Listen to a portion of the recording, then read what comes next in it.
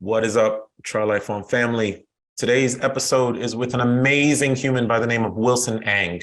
Wilson and I connected on social media quite some time ago. He caught my attention because he's on this amazing journey where, just like a lot of us or a lot of you, he started out with life rules, went into corporate, was following the typical path, and then somewhere along the way, his mindset shifted. He started to realize that life should be more, and how could he engage in life and plan it as intended. He talks about it, how he got into real estate, how corporate let him go, but because he got into real estate before and started generating passive income, he shifted into living more his way. It's an amazing story. He's a 38-year-old family man, and now he is out there executing on his passion with it, which is AI, while teaching other people how to try life on through real estate and other means of passive income.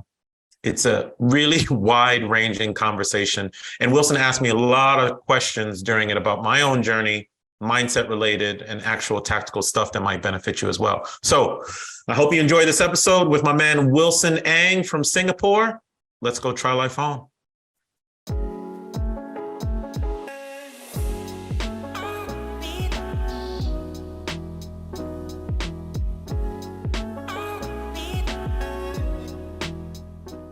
What's up? Hey, hello.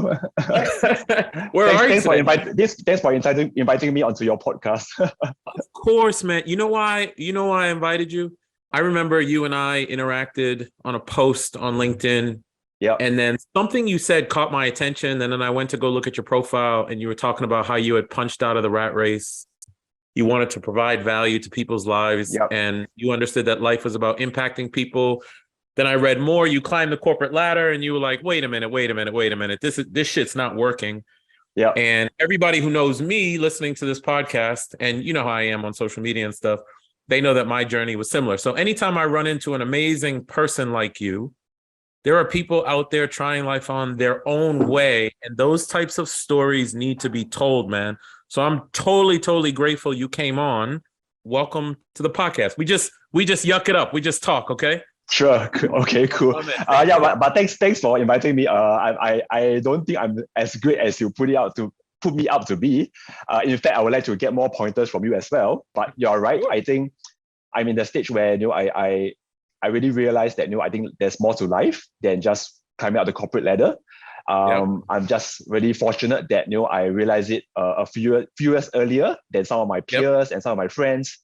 Yeah, and I think given the circumstances that I was given at the end of last year, when I was kind of in a way bumper of the corporate life, I thought that this might be a good timing for me to really pursue something that is really interesting for me and really add real value to people. So I think that's where I am at this point in time. Brother, I love it. And I don't know, we'll find out where you are in your journey. But when you say you don't know how good you are on it, I will tell you that 95% of the whole issue is people's mindset around life can be more, right? Like we're all given these set of rules coming out of college. We're supposed to go into the work world, get a mortgage, get a car note, go do this. We're supposed to get a title. And that's cool if somebody wants to do it, but there's other ways of living. So your mindset is spot on. So tell where are you right now, and just kind of set the backdrop of where you are, how you got there, and what's going on. Sure. I'm based in Singapore. I'm a Singaporean. So not too sure whether you have a lot of friends from there, but I think similar, like I think in worldwide, in Singapore especially, we were taught to go to school, get a degree, and then go out to the workforce and basically climb out the corporate ladder, right? Yeah, I mean, based on what you see of my profile, I basically followed that dream path in a way. And it's only recent years, maybe 2 to 3 years back, where I came to this realization that this is not really working. And in terms of I feel a bit suffocated in terms of what I'm doing in my work and my life. I still enjoy it, but I feel that I can add more value, more direct value to people in my own ways, rather than just being in the corporate life, right? So I think it really kickstarted very aggressively 2 years back. Obviously that's where the COVID hit and all. And that's where property came in. So similar like yourself, I think you are a property investor. Yep, I'm I'm still real a estate. very novice one. You have like a few thousands or I don't know how many assets you have, but definitely working towards that. But yeah, I mean, also in Singapore, we have a very vibrant property market. I got myself educated in terms of how to do proper property investing together with my wife. Okay. So yeah, so we kind of accelerated our investment journey, and up to now, we have altogether 6 properties. You have six Then properties. You all right. So wait. One yeah, step back for a second. So how sure. old are you, just so folks can understand the backdrop? I'm 38 this year. You're 38 this year. Okay. Yes, But yeah, you're Singaporean. You when you started in corporate and you did all that, that was in Singapore, right? yes, yeah, correct. Okay. So everything Singapore. Yes, Okay, yeah. gotcha. And then what was the so I, when I read your backstory, at least what I could find of it, I know that you started in the corporate space, you got really high up, and then Mm, there was something that shifted your mindset to there's got to be a better way to live. What was that? And I know you got to real estate now, and you're aware of passive income. And yeah. that's the funny thing. People think that passive income and real estate and investments is all about money. It's Mm, not. It's a lifestyle thing. It enables life. But there was true. something that must have happened to you, maybe gradually, while you Yep, were at work or just yep. living, that said, "No, I'm not going to do it this way. I'm going to pivot." What was that, and how did the mindset shift start? Yeah, sure. I think it's one of my roles that I had in the recent years, maybe like 2 to 3 years back. Found myself working very hard. So I used to, as you climb the corporate ladder, obviously when you're in your junior role, your Yep. your your commitments are not, your responsibility are not that high. So obviously you can work maybe let's say 9 to 6. You don't have to do overtime. You don't have to Mhm. do look after your people and stuff like that. But as I climb a bit higher at the more senior manager level, I find myself working overtime, all the way to 11 p.m., 12 p.m., and I get up again and work to start at work at 8 or 9 a.m., right? So I think Yeah. that's where the thoughts kind of kick in and say that, oh, is this really the life that I want? So does it mean that the higher I climb, the more responsibilities that I have, Yeah, it the does. the more yeah. So I mean, it's the fact of the matter, right? So obviously, when I first started, when I first graduated, I have this big dream that, oh, I want to be, let's say, the managing director of a big company and stuff like that. But that dream kind of like withered away as I come to Mhm. realize that, oh, okay, it's not really what I envision it to be.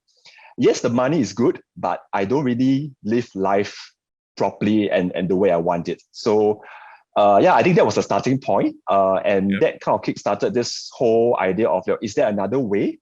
What are the different ways of generating more passive income so that I can Mhm. kind of get back some balance in my life, not just depend on the salary and climbing up the corporate ladder. So that was how it all got Okay. kickstarted. Yeah, Yeah, so it was a bit gradual. And yeah, you know what? You and I had the same relative enlightenment because in my world, so I was yeah, working for Accenture, which is a very, very large company. mm, We have yeah, offices in Singapore. yeah, And I got to a very senior level, and it was around 2012, 2013 after I hit my promotion to senior manager, and I started getting asked if I wanted to make partner. And I was like, all I'm doing is, like you said, all I'm doing is getting more responsibility, spending more hours, taking on more teams, which I yeah, didn't mind. There are yeah. skills that you and I learned from the corporate space that are very, very good. Of course, But I started to see the writing on the wall. Like the goalpost just kept moving, going, going, yes, going, going. yeah, Fortunately, in my journey, I learned about personal finance, passive income, real estate in my early 20s. So I was already doing it. I just didn't mm, know how I was going to totally apply it. When you started to shift, did you start researching real estate as a means to dramatically change your life? Was it immediate? Were you picking up books? Did you go to a seminar? How did you find that thing that was going to help you pivot to go try life on your way? yeah. So for me, right, together with my wife, I think, okay, in Singapore, what happens is that property is quite a standard game in a way. So we start off with, let's say, public housing that we get from governments. And then after that, normally we will choose to either stay for, let's say, 30 years and don't move, or there comes a point in time, let's say after 5 years, you can sell it off and do some form of an asset progression move. So Okay. the property that we're living in actually came out to the 5 years mark. So that kind of like triggered us to say that, okay, what should be our next move. So it also ties in together with what I was thinking at that point in time in terms of passive income. So I really accelerated my learning in terms of I just went straight to the property experts in Singapore, attending their seminars, really getting up to speed in terms of what is the right move for us. So you went the self-education route. I mean, you started educating on this stuff big time. Yeah, correct. So I went to seminars, I sought experts, because I didn't want to go through a slow route, because I know that the longer I wait, the slower I can get to financial freedom, financial independence. Exactly. Yeah, so I really went into investing in myself through all these courses and make the move. Yeah. So actually from the time let's say we took the course till we take action on our property journey, it was like 6 to 9 months. Yeah. That's it. 6 to 9 months. Correct. I'm just gonna call that out for people who are listening, because I like to talk to I like to talk to the listeners and stuff. I tell people this all the time. You can just get a bit of information and just act on it and course correct as you go. My man Wilson was not. This is what I get from you, that you didn't like get the information, have to make it exactly perfect, and then go. Like you did it with speed just by trying it. Exactly. Yeah, I fully agree. So I think the key point here is obviously I went to the courses and all, they're also like fellow classmates. Yeah. So some of them still haven't taken action, right? So I think just to add on to your point, after you learn a certain knowledge and skill, and you feel that that's the right way, I think taking action is one of the more important points, because a lot of people just get stuck at educated, but they don't really take the action to kind of move forward. That's right. In their journey. So it's very true actually. Yeah. So I want to ask you one clarifying question. You said, and I don't know, I've never been to Singapore. I've been to almost 100 countries, but Singapore's on the You should come someday. Yeah. Yeah, I got you now, man. That's the beauty of cool. You said something about Singapore government. Does the Singapore government give you public housing? No, we have to pay. But basically there's the public housing, which is kind of co-funded by the government. But as Singaporeans, we still have to pay for it. It will definitely be a cheaper price versus if you get it from the resale market or in the private property market.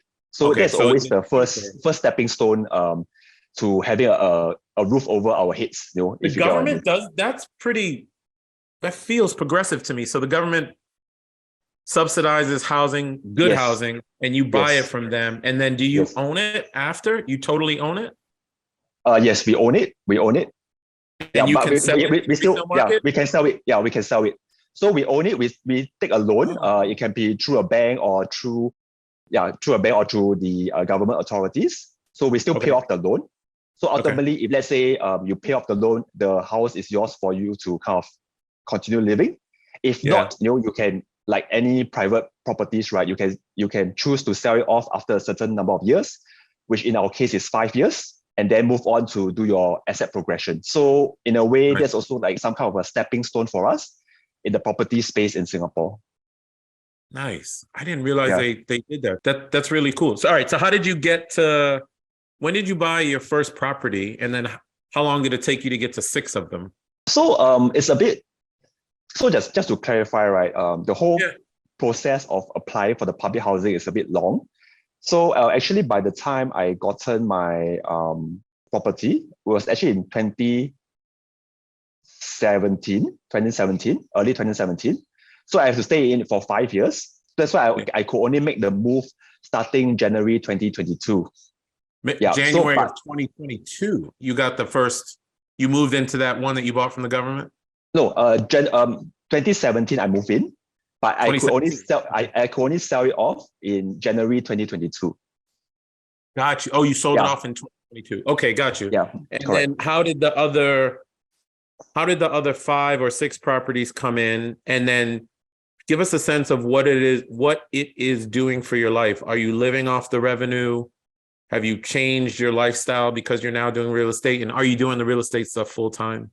No, I'm not doing it full time. I'm still working on it. I'm more of an investor versus managing the property. I think for your case, you are managing the properties, if I'm not wrong.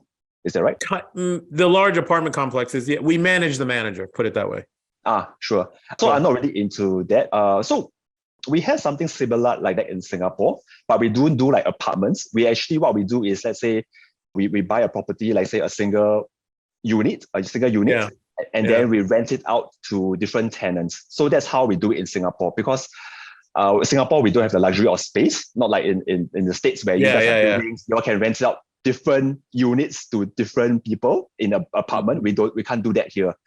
It will require a lot of capital. So for me, after I transited from the public housing to my private property, one of my properties is like that. I actually rent it out to more tenants rather than a single family occupant. And that's where, in a way, I also manage that part of it in terms of making sure that there are cleaners going into the rooms to make sure that the things are clean. So it's a smaller scale versus the States. I know that you guys do it differently in the States, but that's something that we do in Singapore. Yeah, we do. But Yeah. are you, when you say you're renting it to multiple tenants, is it like they stay for just 1 or 2 months or 3 months or something like that? Yeah. So in Singapore, there's a ruling that you have to stay a minimum of 3 months. And Okay. you can stay as long as you want, maybe 1 year, 2 years, based on the tenancy agreement that we sign with them. Okay. And what's typical? What do you see typically? In current market, I'm not too sure how familiar are you with the Singapore property market, but we are in a very high boom market right now because of COVID. Okay. Yeah, because of a supply crunch in the past 2 to 3 years. So yeah, so in terms of the length of stay, people are kind of locking into like 6 months to 1 year because they are worried that rentals will go up higher. Oh, I see. Yeah, Yeah. correct. That's pretty cool. That's pretty Yeah. cool. All right. So you are now owning these, and are they cash flowing at all? Yes, they are cash flowing. They're all positive cash flow. So that's why it helps in my current situation. So Yeah. basically, it covers. I just saw your post today, about financial freedom. Yeah. I think I'm at level 5. Yeah. Okay. So it really financial independence. Covering my living costs. Wow. Yeah. So Okay. yeah, correct. So I actually left a note on your post. I think jumping from independence to abundance is tough. But it's actually Takes fun at the time. same. Yeah, fun at the same time. Yeah, correct. If that's awesome, man. And I try to tell people, like, yeah, I have a lot of units now, but that's not the point. The point was, the fact that I have a lot of units now is kind of irrelevant. I am just like you in that I just wanted to make sure that my basic needs were covered, like food, housing, which would technically allow you to free up your time if you wanted to, right? Because you wouldn't have to go to work. Yeah. And then, all the other stuff I do now is like I'm helping other people do that stuff. So I get more property and stuff like that. Yep. But it's a really powerful thing that you shifted mindset. You started buying property, and now you have enough based on what me and Wilson are talking about. There's a post on LinkedIn today talking about levels of financial freedom, and you can go find it on my LinkedIn. But now, or maybe I'll link it to the show notes. But now you have enough revenue coming in that you can cover your needs. Yes. Man, I love it so much because so when do you make the choice? So that was me in 2015. I did not choose to leave work. In fact, I worked for another 7 years because I kind of enjoyed what I was doing. And I also knew that those 2 paychecks that I was getting from corporate and me being a police officer and all that type of stuff, it was throwing lighter fluid on the fire. Like it just allowed me to do more and more and more. Yep. So what is the decision for you, or why haven't you left work? If you can like cover your basic needs, you have cash flow coming in. What's the mindset behind, look, nah, I'm going to stay at the office and keep working? Yeah. So I mean, just a bit of background of where I am right now. So I actually got displaced at the end of last year by my company. Oh, displaced. They let you go? Yeah, they let me go. Yeah, correct. Okay. So ideally, like you, I will want to stay on and already, as you said, add fuel to the fire with my paycheck and buy more properties and all. Well, I mean, life happens, right? So it's a sign for me to just move on and kind of really do and add more value to people in my own ways. And kind of pursuing my own interests. So yeah, I mean, in the ideal world, that's cool. Yeah, correct. So talk to me about that. I got it. So you worked for a long time. You decided to pivot to real estate. Interestingly enough, you got with the real estate, enough cash flow to cover your basic needs, and you're actually pretty good. Yes. The company happened to have let you off, which is happening to a ton of people in the United States Yes. right now, where I am. Yeah. And now you've decided to shift more to helping people and focusing on lifestyle. So talk to me a little bit about that. Like, what are you doing to add value to people, and what's it like on a day-to-day basis? Yeah. So I'm still kind of really figuring out, to be honest. But some things that I'm doing is I'm sharing my real estate experiences with fellow peers. So there is actually a property education program that I'm involved in as well. So I go in to help out, and I kind of like share my experiences. That's one way I feel that I can add value with real life experiences. Big time. Been there, done that. Yeah, and I'm also looking on my own personal front. I'm also pursuing some of my interests. So artificial intelligence has been a very big theme in the past few months. I'm actually looking into that as well, and really seeing how I can kind of create more assets through that new trend, and ultimately also helping people that to use tools like that to ultimately get out of the rat race as well. So that's my ultimate aim, to leverage on artificial intelligence tools to kind of help them and move them out of the rat race. I mean, property is one way, right? Because there are so many forms of passive income.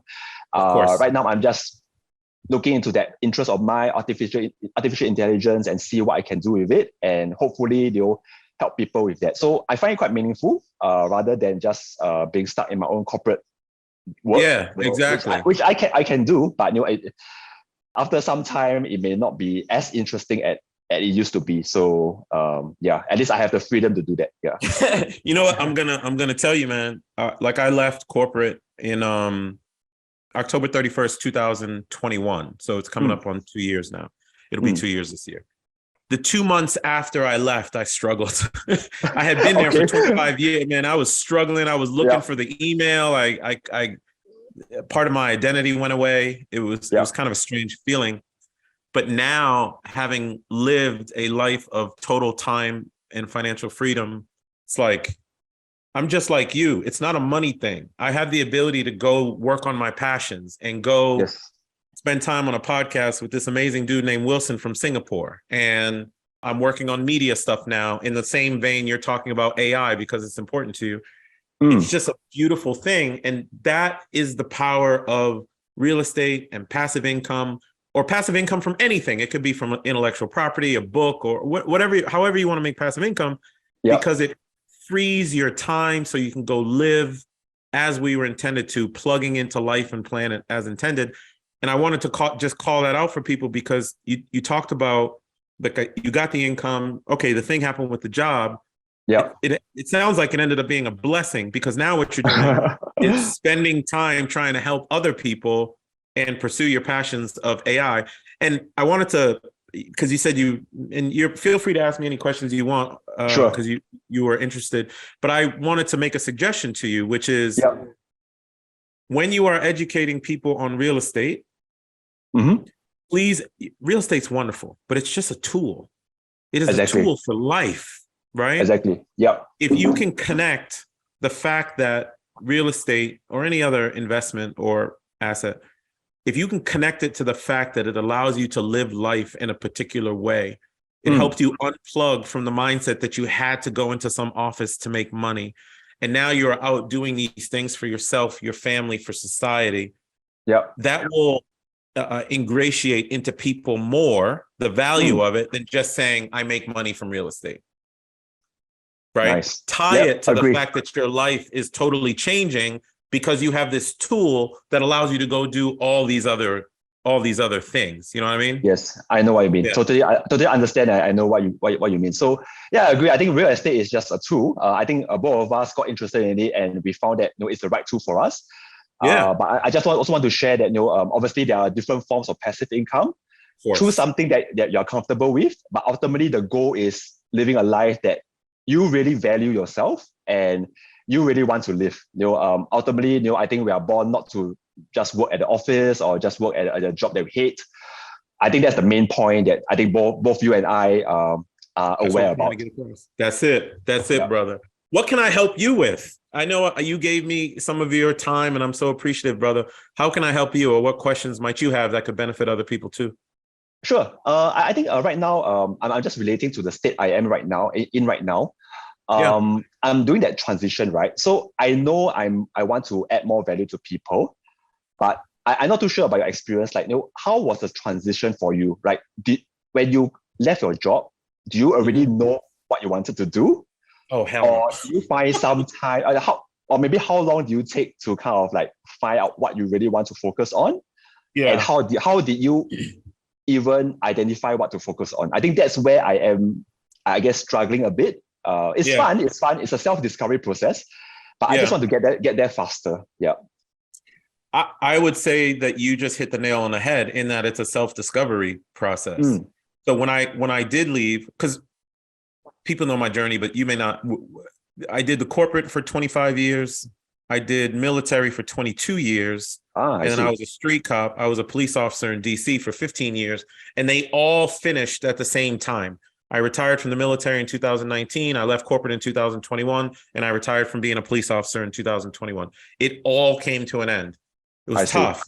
What ended up happening, a friend of mine convinced me to start talking about my journey online, just everything that I had done to acquire all this real estate, and the fact that I was traveling around the world so much, the fact that I was trying life on, the fact that I would go to places like the Arctic Finland just to go experience something, how I travel hack and all these types of things. So I started posting on mainly on LinkedIn, but on Instagram as well, because all the pictures and videos and da, da, da. Mm. Yeah. And through it, what has happened, that was late 2019. What Okay. ended up happening was I found more like-minded people like you, Mm. right?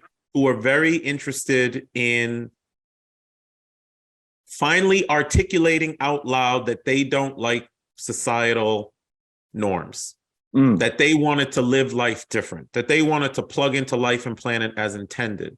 So the way it manifested for me was, well, shit, I've been plugging into life since I was 21. I didn't need money to travel. I was travel hacking. I figured it out. Society would tell you that you just need to have one career. I had 4 careers at the same time, and I figured out how to do it. So I started Mm. telling people about it, telling people about it. And then this whole notion of Try Life On came about because people were like, man, thank you for helping me try life on. Thank you for all this information. And I'm like, oh, wait, I'm onto something here. People are looking for an excuse to go live life their way, but they need a framework by which that they can do it. So I took all the information, tactics, tips, tools that I could think of that I learned over the last 25 years, the way that I've been living, distilled them down to a program.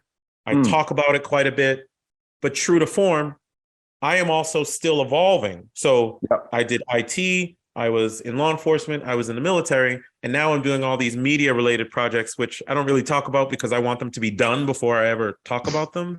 Yeah. But I'm still evolving. You know what I mean? So Sure. there's no way, brother, that you can exactly know what it is that you are supposed to be doing, how you're going to impact society. But the beauty is you have the income to take care of your basic needs so you can go figure it out. Yeah. That's true. That's the beauty. The self-discovery is the beauty. The journey is the beauty. One last thing. Sure. Relationships. Lean into meaningful relationships with people, because Mm. the more you do that, the way that you bought your first deal in 6 to 9 months or whatever it is that you did, Yeah. people have the ability to pull us forward and get us from point A to B so much faster because of what they Mm. know. And I have started to truly, truly understand that life was never about money in the first place. It was about experiences and relationships. Yeah. That's Fully all I agree. want, brother, is experiences and relationships with amazing people like you. Now, think Yeah. about this. Seriously, I'm talking to people who are listening. Think about this. You and I met online. I've asked you to come on this podcast. You've shared amazing information. You are on this journey. I see a relationship in this, and I'm like, I'm going to call Wilson and head out to Singapore to go sit down and have some coffee. Perfect. Like this is what life is supposed to be. And the funny thing is, people are like, man, I'm not going to Singapore. That's going to cost me $5,000 to get there. And I'm like, no, I'll just travel hack it with miles, and I'm going to Yeah. go have a cup of coffee. So but what you and I have figured out, Wilson, is if we have this income underlying to take care of our basic needs, we can go on these self-discovery journeys and go live life the way we want, right? Exactly. So Exactly. I have no book. I'm not like, how did you figure out? I didn't figure out shit. I'm just on a journey the same way that you are. Sure. Well, one question, like as you're Yeah. figuring out along the way, do you share with people, like online or what? Or do you, okay, maybe my question is like, do you share along the way, or do you intend to reach a level of success before you share it? I think that's Yeah, something that's the I'm also right. struggling. Yeah, that's also struggling with. I'm not too sure what it should be. I guess the right way or the I don't know. Yeah. Well, I think I think one of the main reasons that I've had my own relative success in life is because I didn't tell anybody what I was doing. Okay. I was not like when I was an executive, I didn't tell people I was a police officer. And when I was a police officer, I didn't tell people I was an executive. And people knew I was in the military, but they didn't really know what I did. And I sure as hell didn't talk about real estate much. And the reason why I didn't is I didn't want all the noise in my head. I see. I didn't want, me not being at the corporate office for someone to say, oh, he must be tired from patrolling last night as a police officer. You know what I mean? So no, I don't. And many of the posts that I've done on LinkedIn or whatever, you'll see my goals post where I show a piece of paper where I wrote down goals in 2014, and I'm just talking about them now because they're already done. So the goals that I have, let's say specific to media or other things, I don't see myself talking about them for another 5, 6, 7, 9 years. But what I do is engage with people like you who I can tell are on some specific kind of journey to just share ideas. You know what I mean? Understand. So, and then the other thing is, like, if you have a project, if you need resources, you have to let people know. So there has to be some level of sharing, but there's a way to kind of balance that, but that's how it all worked out for me. Okay, cool. Good to know. Yeah, I think that's something that I'm still figuring out. Just to bring a bit of context, previously when you were doing your military, your policeman role, and your corporate role, you didn't share it, to block out the noise. Is it also a matter of how to say conflict of interest between all the jobs? Was that also part of the reason? There was a little bit of conflict of interest in that. I was worried about the perception. Okay, sure. Right? Sure. And there aren't many senior executive, police officer, real estate people. Yeah. It was crazy. There are not many people as motivated as you to really get life on, right? I think that's right. I mean, they knew my company knew from an HR perspective. I quietly got approval to be a police officer. Okay. And then my police department quietly knew that I was doing IT, but they didn't really understand. No one asked, like, as soon as I signed the papers, I never said anything ever again. You know what I mean? Of course. Understand. And I didn't share and all that. It just depends. But there's this thing about how on social media people get dopamine hits from getting a like, right? People will say something, and inherently there's a chemical in us, dopamine, that hits every time we see something, and we get this satisfaction from it.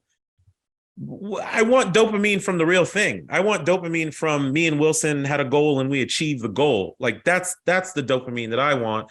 I don't want to tell someone, oh, you know what? I'm about to build this thing. No, I don't want to tell you that unless I need a partner or I need capital or something like that, because I just want to go do it. And then we can talk about it after the thing is done. I don't like the premature thing. There are people who go online and they're like, oh, I'm going to lose 40 pounds. And it feels great to say it. Yeah. But then they never do it because they lost all the dopamine, right? They already got the dopamine hit from doing it. I want the dopamine hit, if that's even real, but I want the dopamine hit after it's done. I want the satisfaction of when it's done. Cool. That's very clear to me. Thanks for answering my question. I think that gives me a lot of clarity in terms of what I should be doing. Yep. Perfect. You got it. Well, I appreciate you. And just as we wrap up, what would you, if you had to tell people one thing? I mean, you are definitely, it's interesting. At the beginning of the conversation, you're like, well, I don't know how good I am, but I don't think you understand how difficult the mindset that you have is to build. It's tough because we go through, you in Singapore and me in the US, 20 to 30 years of formal education that told us we have to live a particular way, and you didn't, right? True. Or you evolved over time. Yeah. So to me, you're trying life on your way. What would be one thing that you could suggest to people that they could do or they could think about? So if they want to jump the way that you jumped, they would have the inspiration to do it. What would you say to folks? What I would say is, just sit down one day and in by yourself and think about what will you tell yourself in, let's say, for example, when you are 80 years old. Do you really want to look back and say that I worked for 60 years and I tried to enjoy from 60 to 80 and I was old and feeble? Or do you really want to tell yourself that I got out of the workforce at, let's say, 30 and I enjoyed from 30 to 80, a good 50 years of your life, and doing what you really like? I think that, to me, is the most powerful thing that I tell myself. And from there, things will just keep in motion, right? Like you will start thinking about what should I be doing in order to live the life that I want when I'm thinking about it when I'm 80 years old. Oof. Regret, brother. That's my only fear, is regret. We don't want regret. We only have a certain amount of time on this planet. Exactly. Once that regret or feeling of regret kicks in, you will start getting into motion and you will do what is needed to get you out of that regret, right? So yeah, that's my only comment on that. There you have it. Well, ladies and gentlemen, not only in the US are we thinking about these type of things, but clearly they're thinking about it out in Singapore too. Wilson, thank you, brother. Man, I appreciate you, man. Thank you for giving me a little bit of your precious time. Yeah, thank you for your time as well. I'm glad I ran into you, and I'll be seeing you around the way, and we'll definitely stay in touch offline. Fair enough? Sure, fair. See you in Singapore soon. Thank you, brother. Yeah. All right. Thank you. Yeah, bye.